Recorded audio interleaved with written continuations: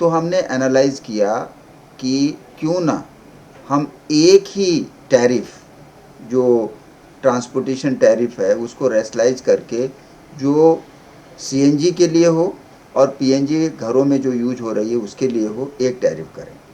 तो पहले 42 रुपये जोन 1 था, 80 रुपये जोन 2 था और 106 रुपये जोन 3 था। अभी हमने 54 रुपये पैन इंडिया बेसिस पे इसको कर दिया है, जो कि सीएनजी और पीएनजी डोमेस्टिक के लिए यूज़ होगा।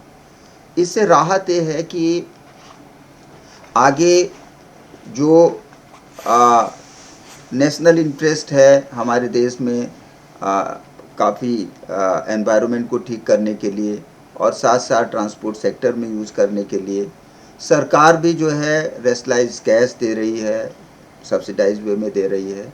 तो हमने भी इसको एक दाम कर दिया है, जिससे कि सीएनजी के दाम में भी 1 से 3 रुपए की कटौती होगी और जो घरों में यूज़ कर रहे हैं उसमें भी 2 से 3 रुपए की पर एससीएम उसमें दाम घटेंगे।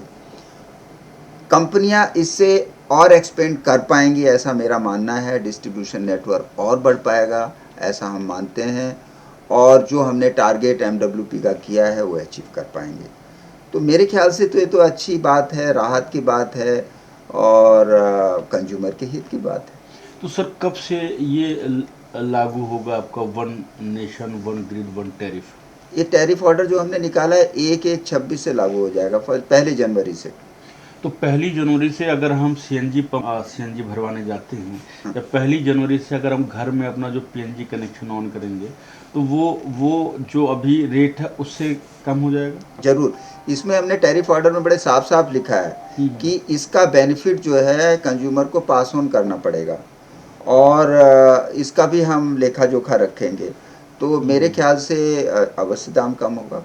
तो कितना सर औसतन, अगर दिल्ली की अगर हम बात करें, क्योंकि हम दिल्ली में बैठे हुए हैं, तो यहाँ पे सीएनजी का रेट कितना कम हो जाएगा और पीएनजी का रेट कितना कम हो जाएगा? मेरे ख्याल से 2 से 3 रुपए होना चाहिए। पीएनजी में भी लगभग वैसे होना चाहिए।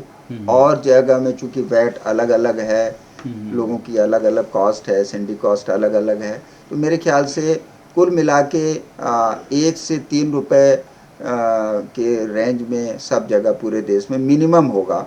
बाकी एनालाइज और कंपनियां करेंगी और क्या करेंगी वो हमें बताएंगी।